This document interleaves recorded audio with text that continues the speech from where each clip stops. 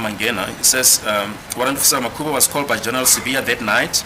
Upon his arrival, that is now upon the arrival of Warrant Officer Makubo, General Sibia called him aside to assist him to reconstruct the crime scene and certain questions. Now, the first question to you is, what is your comment regarding this proposition that Warrant Officer Makubo would have been called aside whilst on the scene by General Sibia and asked to reconstruct the crime scene? So, my lord, I can't comment as to whether there was a discussion then between Warrant Officer Makubo and General Sibia on that day. I don't know if they met and what was discussed. What I can refer to is the docket, because it's a guideline in terms of the preliminary analysis that was done on the 26th of October 2014, my lord.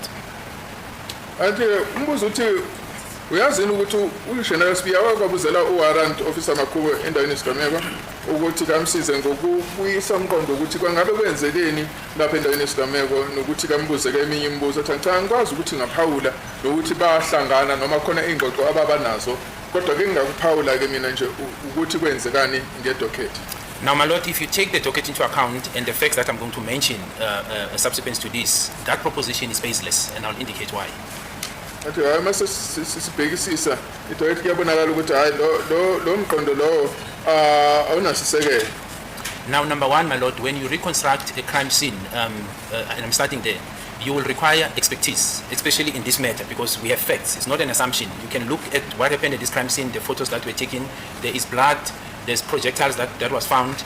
Logic dictates that you will expect blood splatters experts to be there, ballistic experts to be there, crime scene managers to be there. Those are experts who are qualified in the reconstruction of the crime scene.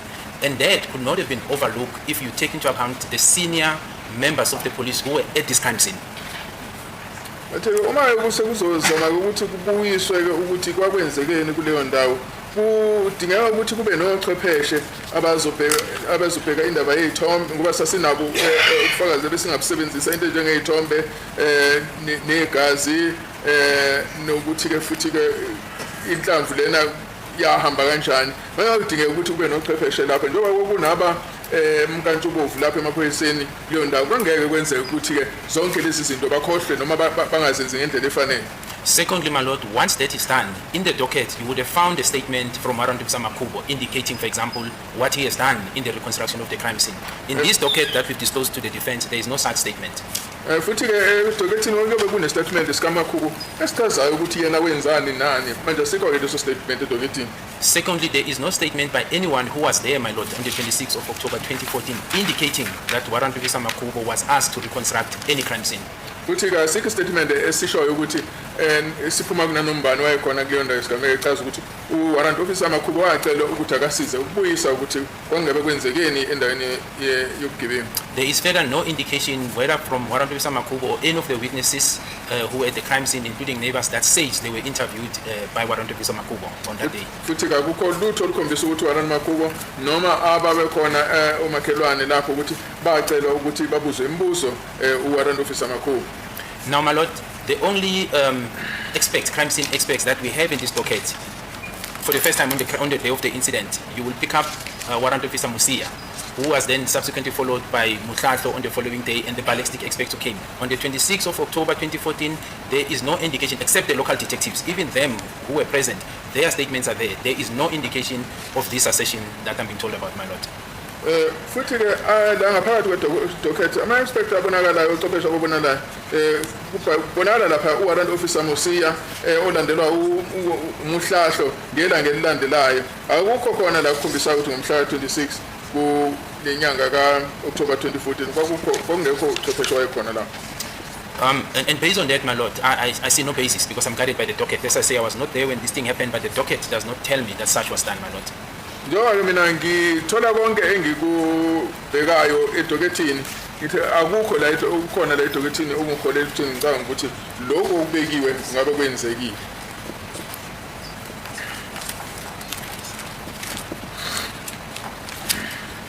Thank you. If we can then get back to where we stopped yesterday afternoon, we were about to deal with Exhibit FF. That is the confession made by accused number 1 to Colonel Mboto, which you have referred to. Yes, my lord.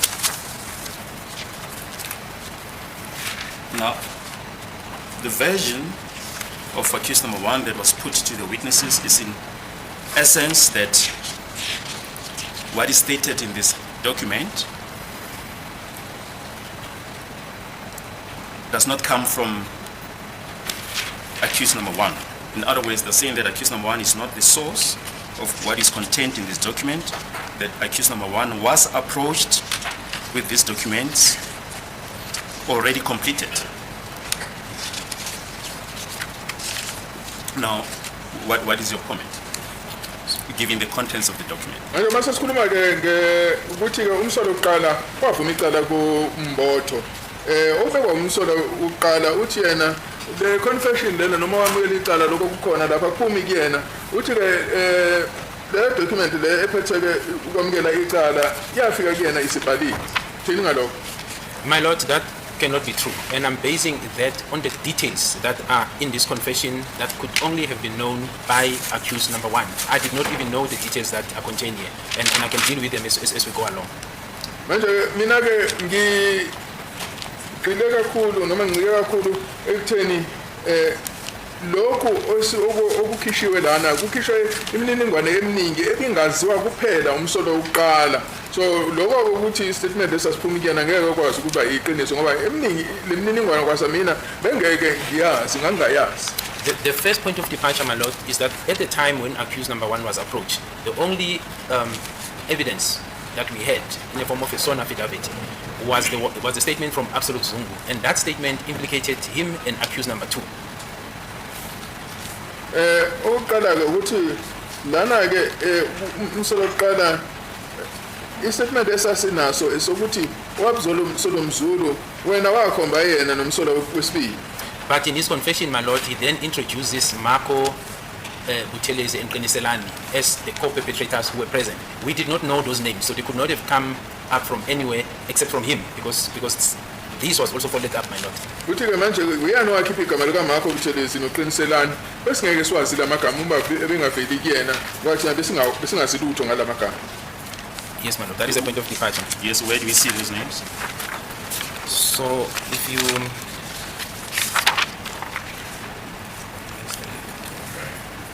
if you go to paragraph 1 of the annex, in other words, the statement, my lord, after the pro forma, it reads as follows: that on that week, in that year, during the week, it was on Wednesday, I was at my place at the hostel in Basutu section, and I received a call from my friends Marco Buthelezi and Makimba Buthelezi. Both were staying at Basutu's hostel, but Zulu section. The person who was calling me was Marco, but I heard on the background that he was with Makimba. I told him that I am present, and he said he is coming with Makimba. So this is the version, my lord, that he continues to keep up to the time that he alleges that they went to kill the deceased in this matter. We followed this version, my lord, and found that this was not correct because these two people were in prison from 2013 up to 2016. I've lost some of the details.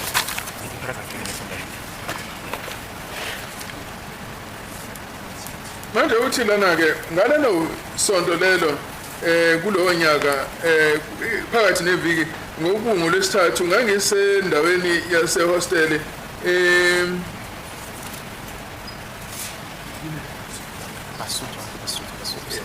endaweni yaseBasutu section ngingathola ke ucingo elivela kubangani bami uMarco Buthelezi noMakimba Buthelezi bobabili ke babehlala Historias hostel kodwa kule ngxenye ke hlala amaZulu. Umuntu ko aye ngithintayo ngocingo kokuMarco kodwa ngezwe ukuthi kukhona aye naye lapho kunokuthi aye noMakimba. Ngase ngimtshela ukuthi mina ngikhona and futhi ke yena uzoza mina noMakimba. Now, my lord, Makimba is also Qiniselani Buthelezi because we managed to get to him, and a statement from him was obtained with regards to this, as one was trying to corroborate this confession, my lord. Manje uMakimba yena uyani uqiniselana Buthelezi sakwazi ukumthola na statement sakhe. And where did you find him? I found him at Kalagabushe prison, my lord, in KZN. That's where he was incarcerated. Ngamthola ejele laseKalakabushe KZN ila evalelwe khona. And the records, my lord, confirm that he was indeed in detention from 2013 together with his brother, Marco. And they were released briefly in 2016, where he was then arrested again, and thereafter Marco was then killed, I think around 2019. We also obtained his death certificate. Was shot and killed. Just a minute, My apologies. give the interpreter a chance to Yes, interpret. my apologies. Sakwazi ukuthi esithole khona lapha ejele ukuthi ke babe sejele kusela ngo2013 ukuze bayophinde bayophuma ngo2016 lapho aphinda khona ke waboshwa uqiniselana sathola ke nokuthi umakho yena wagcina ishonile. And my lord, in the description of accused one now in this confession, he described one of this individual as having the dreadlocks and being the one carrying the firearm. In other words, to give this description that in our view, based on our investigation, it's accused number 3, but he just changes the name to try and mislead us because the facts that he referred to are aligned with this matter. Manje ke lana umsolo uqala ke wazama ukuchaza lo umunye njengo wayenama dreadlocks. Ngiyazi ukuthi lapho ke wayechaza ke ngoba umsolo wesithathu wayenama dreadlocks kodwa ke amagama angewona ngoba wayezama ukusilahlekisa. Furthermore, my lord, it does make mention on this confession that he was informed that when the perpetrators went inside their house, they demanded cell phone and money. It's contained in his confession.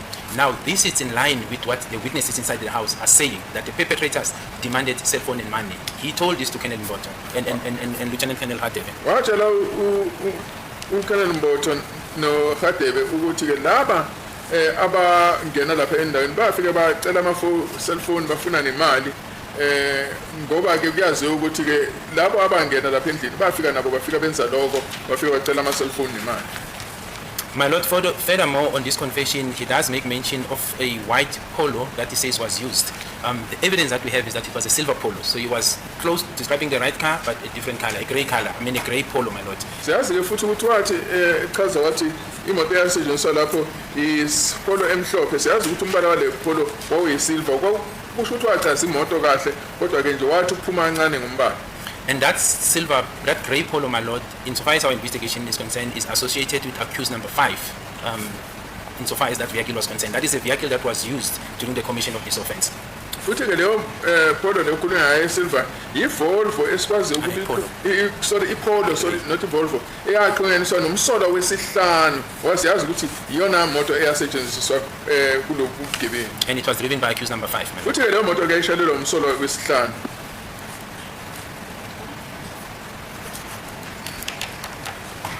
And how are you able to establish that it is associated with accused number 5? My lord, what we did as we are moving away now, when we were now looking at accused number 5, we audited his ID number to try and establish vehicles that are associated with him.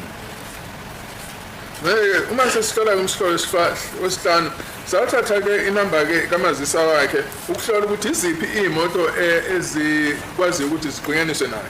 Through the assistance of the traffic department, I think Mr. Matlowo Chupi assisted us, my lord, in linking accused number 5 with a grey VW Polo. Although the date was different, but he was associated with it at a specific day that he was given an infringement using that particular vehicle, a grey silver, a grey VW Polo. Tonight sathi kuma sizama ukulandelela umkhondo wesathola uMatlowo wakwa traffic wasisiza ukuthi sikwazi ukubona ukuthi imoto ke iVW Polo egrey iyakwazi ukuthi igcinaniswe nomsolo wesihlanu. But in addition, my lord, there are statements. I think Sizwe Zungu also gave a statement to that effect, my lord. So there are witness statements. I'm not so sure whether I will still call others, but who indicates that accused 5 was driving a grey VW Polo, silver or grey VW Polo on the day of the incident. Okunye futhi ukuthi uSizwe Zungu wasitshela statement sakhe ukuthi umsolo wesihlanu wayeshayela yona le moto eVW Polo egrey. I just want to, is it correct that Mr. Matlowo testified in this matter?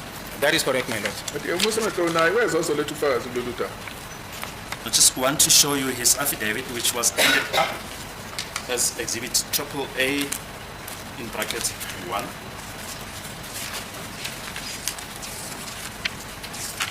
And in particular, paragraph H of his affidavit that appears on page 5. if I can ask you to read the contents of that paragraph in the report. Which paragraph? The top paragraph. Paragraph H. Paragraph H. Okay, Natis records indicate that Mr. Fisoku ID 8601105612086 was issued with infringement handwritten notice number 1-011-016 by Traffic Officer MJ Stoffy, Officer's Infrastructure number 49512K9R, attached to JMPD Issuing Authority. The particulars of the infringement are shown below. Ngithoke lana ke umshinekelo wenathisi uyakhombisa ukuthi ufisa kuhle Ntulo ne-ID ka 860110 561286 wathola ithikithi eli-notice 001-0646899-0-0 enikwa iphoyisa ke uStofile lalingaphansi kwe-JMPD.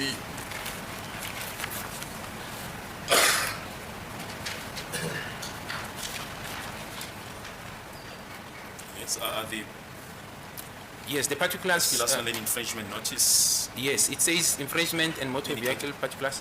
Should I? Yes, yes, we may proceed. Yes, that it was issued to Ntuli F, and the cell phone number, my lord, it's 073. I think it's 30592. Yeah. It's a small writing, my lord, so the court will bear with me. But it refers to a Volkswagen vehicle, and then the color is white. The date is 2016 0209, my lord, if I can see correctly. And the area? The area, it says Johannesburg. Location and date of the infringement, my lord, it says Johannesburg in Gauteng, my lord. Lana ichaza ukuthi ke ithikithi leli walithola ngayiphi mothola ukuthi ke igama liyavela ukuthi uNtuli lona wathola leli thikithi kubekwe ne phone number yakhe kuyasho ukuthi ayahamba ngeVW enombala omhlophe ngomhla 9 kuFebruary 2016 endaweni yase Johannesburg. Yes. Is there any other infringement notice? If you can go to the next paragraph. Yes, my lord. So on paragraph K, it reads as follows: that the National Traffic System NATIS records further indicate that an infringement number 01-0011-0168163-848 was issued to Mr. Fisokuhle Ntuli, ID number 86011-056-12086 by Traffic Officer identified as M.A. Mudisane, Officer's Infrastructure number 49512HB9, attached to JMPD Issuing Authority on the date in question. The full particulars of the infringement are shown below on page 7 to 22. Uthola lapha ke lathi siyakhombisa lapha ukuthi uFisokuhle Ntuli one-ID ka 880110581286 wathola ithikithi elinikwa u-Traffic Officer u-M.A. Mudisane osebenzela i-JMPD. Now, my lord, on the next page, the particulars of the infringements were issued to F. Ntuli, and it indicates that the vehicle is a VW Polo. It indicates that the color is gray, and the date is 2016-03-20 that I see, my lord. And the location, rather the place where this was issued, it says City of Town, Johannesburg, suburb Johannesburg, and the street name is Klein Street. Joy lapha ke ichaza imininingwane yaleli ithikithi alithola ukuthi lani kwa F Ntuli owahamba ngeVW Polo eGrey ngomhla ka 20 ku March 2016 edolobheni lase Johannesburg emgwaqweni okuthiwa uClaim Street. Any other particulars of the infringer as per the infringement notice? No, my lord, because the next paragraph deals with the ownership of this Polo, my lord. It's by the ID number, the cell phone number? Yes. So the cell phone number that I see, my lord, is 073-305-92. I think it's 02, my lord, the cell phone number. The cell phone evela lapho u-073-305-9202. The ID number, my lord, it's very small. I can't really. I can see that it's 86011-0. Yeah, no. The last digit, my lord, is 2086. The ones in the middle are a bit smallly written, my lord. In any case, it's already on record. My lord, this exhibit was the witness who compiled this statement or this this report had already testified in this court, my lord. We all have this exhibit that the witness is repeating, and it is irrelevant because all those infringements were in 2016. We are here talking about the incident that took place in 2014. Therefore, I object, my lord, on the basis of irrelevancy and reputation, my lord. Well, regarding the second aspect of relevance, submit with the greatest respect that the evidence is relevant. The witness mentioned the fact that in the confession of accused number 1, reference is made to a VW Polo, and Mr. Matlow also refers to the fact that an infringement notice was issued in the name of accused number 5. Even if it was some 2 years later, the state will argue at the end of the day that this is strong circumstantial evidence. It is therefore relevant. As far as repetition is concerned, context must be given to the evidence. That's why the witness is referring to the affidavit of Mr. Matlow. So we submit that on both scores, my lord, that this evidence ought to be allowed. Yeah, the evidence is allowed on the basis of relevance.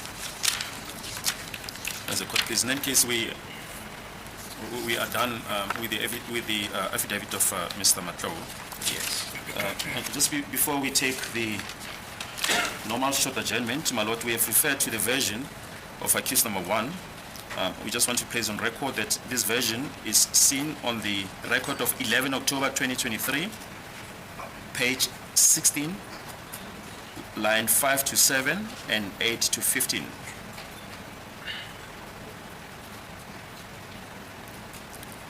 Where then counsel for case number 1, Mr. Ramasipili, said the following: my lord, let me clarify from my perspective. My instructions are that he never made a statement. He also denied that he made any admission or pointing out. He never made a statement. The making of the statement needs to be clarified because he says the statement was brought to him. Yes. Can we then take the normal short adjournment at this stage? Okay. 15 minutes.